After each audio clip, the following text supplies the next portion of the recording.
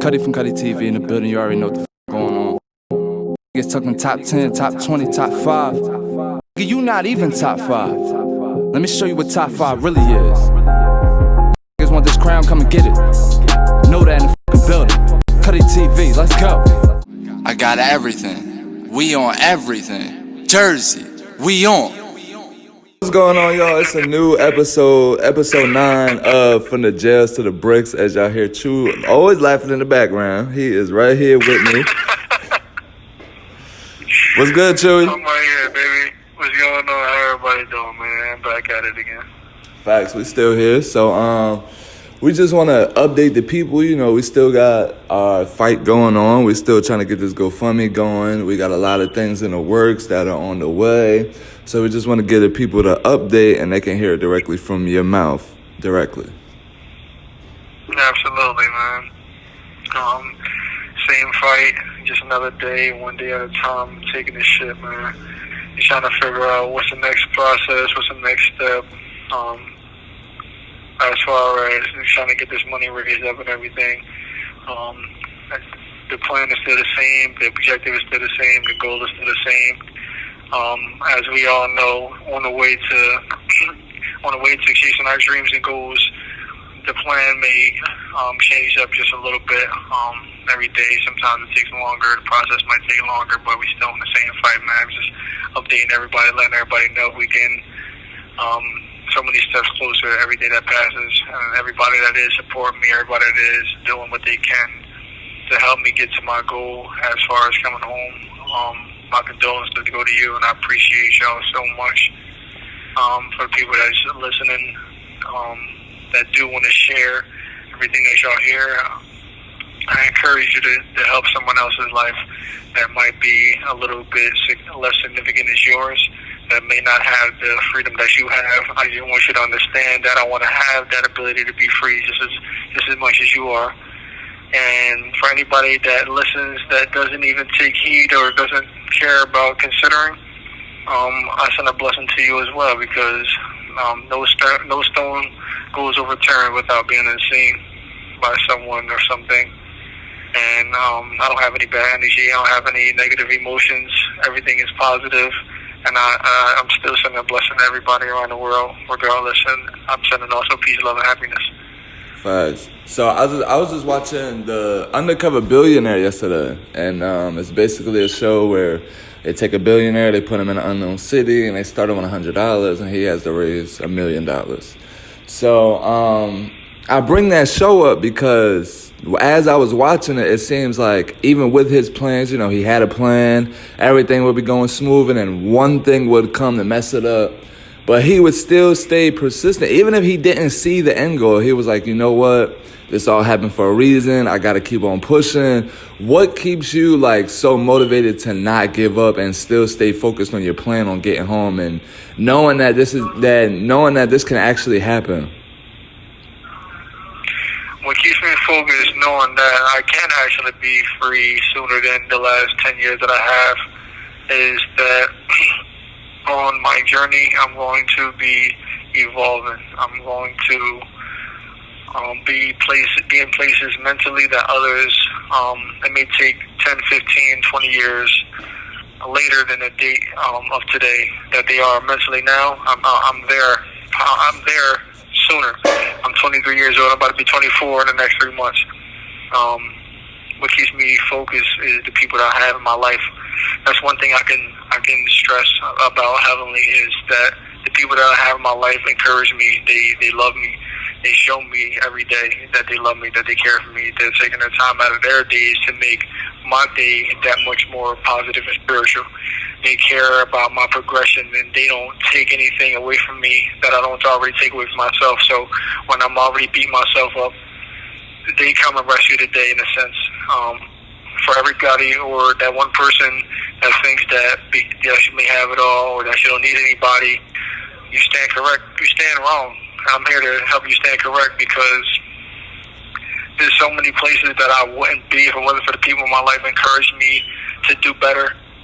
There's a lot of people that I overlooked that wanted me to do better, but I didn't think I didn't think the things that they seen in me, the potential, I didn't think it was there because I didn't care if I seen it or not. Today I care about a whole lot more things than I've cared about prior in my life. And I think that's what keeps me grounded, is being able to reflect and taking away things from other people that they offer me that can help me walk through this journey. Not just alone, but with people, because even if you're doing this time in the cell and you think that you're by yourself, you still have people that care about you, and the people that give those loving attachments are people that's walking this shit with you, even if you think they're not. People that you may not know are crying about the shit in their bedrooms at night with their wife or whoever they are. These are things that some people don't even have the courage to speak with their loved ones and tell them. So I encourage people that with good communication comes great things. You never know what a person may be going through. You don't know whatever pressure they might have in their life. And if you discount the things that they're going through, you're never going to see the biggest picture of it all. And it's about communication and unity. Without unity or without finding that common ground, how could you have great communication if nobody's trying to see eye to eye? You know what I'm saying? So it's about that kind of love. A little bit of disparity. Facts. But never be discouraged. Never be discouraged on the way. Facts.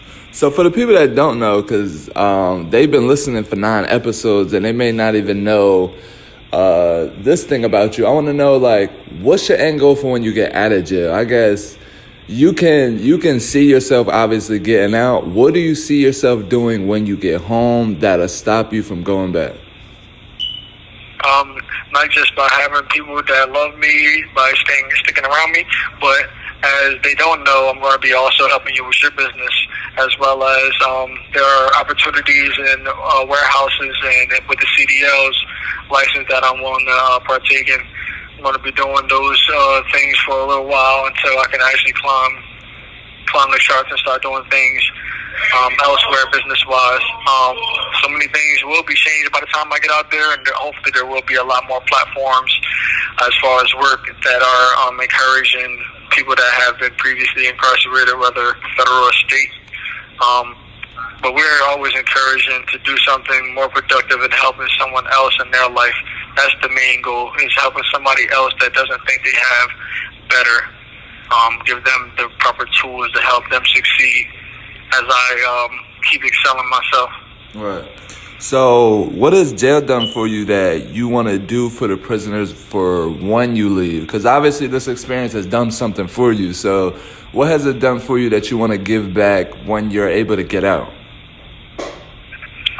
One thing that I see is isolation is a marking point where it can help people either evolve or it can bring somebody back so far that they don't even know where they want to be or where they need to be. I want to help people get out of isolation, help deter administrative segregation away from prisons, because that is more destructive than it is teaching someone a lesson. The biggest lesson is that they're already in jail, and if they don't want to evolve from within, how are they going to evolve in other places? So putting those proper tools, giving people programs and things that help them a little bit more and be a little bit more active into their lives. Not just put a program there and have somebody teach a class, but have people participate more frequently and helping these trades come into these prisons that have been taken away over the last years. There's like at least 4 or 5 programs as far as like building trades, carpentry, welding, things that have been taken away from this prison alone that could have been implemented in another facility that could help somebody else go home, especially people that are going home surely. They need a way out. They need a way to not come back to prison. They need another job. And when people aren't taking advantage of these trades, they're only leading themselves back into their demise, or the prisons are leading people back into their demise because they're not helping them do what they need to be doing for when they go out. You know what I'm saying? It's easy to have a program, but if you're not using the program for anyone's best interest, you're already losing out. And that's where we can start doing things as far as starting off. But along the road, there's going to be a lot of bumps and bruises that are going to come. I just hope that people are willing to overcome the obstacles that are in front of them and see something bigger. Wow. Yo, this has been a good episode. I feel like the people have learned a lot from you. They hear your evolution. They hear your evolving, and they hear everything. I can hear it inside of your voice, just the realness behind everything that you're saying. Yes, facts. So I mean, I think that people get a better understanding. I don't know if they didn't want to support then, that they probably want to support now because they see you have a bigger dream than just trying to get out of jail. You want to give back. You want to create new resources for people inside of jail, and be a contributor to the world versus just going back inside of it and then just, going crazy. Yeah, just doing the same things that people have been doing over time. They're getting dropped back off into those same environments with the same amount of help that they had when they previously came to jail, which is pretty much nothing. You got the same people offering the same amount of things they was offering before, things that lead people to destruction and self-sabotaging. I don't want that for anybody. I want people that are coming home to actually have something to lean on and not drugs, not somebody's corner where they can sell something, and not somebody's weapon that they use for destruction. I want somebody to use their hands, use their minds, especially use the knowledge that they've attained from being in jail. Because there are people that are here that are smarter than the people that you even thought was on the outside. Just because someone is locked up, I don't want anybody to scrutinize what's going on inside. People look at people that are locked up or incarcerated and think that they are just sitting around not learning anything. There are people that are actually learning things and taking the time to evolve. I'm one of those people. I just need people to understand. I need people to understand that there are a lot of things that people need to take advantage of. And it's not just yelling around and saying things that come to your mind the fastest. You actually gotta take action. You have 60 seconds remaining. The actions come from desires, and if you desire to do the right thing and you apply those actions, a good outcome will always come about. Right. So it's episode 9 from the jail to the bricks. Y'all heard this 60 seconds hit you. Is there any last words that you have, brother? I want everybody to stay blessed. I want everybody to get a loved one. Tell them that you love them constantly. Tell them and show them why you love them. Tell them the good thing that you know about them.